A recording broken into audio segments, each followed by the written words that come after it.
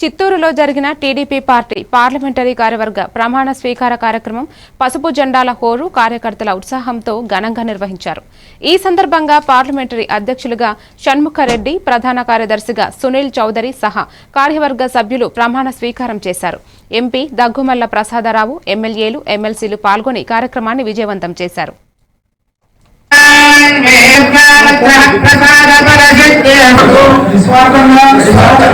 అవినీతి అక్రమాలకు పాల్పడకుండా దీక్షతో అంకితభావంతో తెలుగుదేశం పార్టీని పరిరక్షించేందుకు ఎల్లప్పుడూ కృషి చేస్తూ పార్టీ మరియు ప్రజలు నాపై ఉంచిన విశ్వాసాన్ని వమ్ము చేయకుండా నిత్య చైతన్యంతో పార్టీకి ఉనికి బంజారా పొలం తెలుగుదేశం పార్టీకి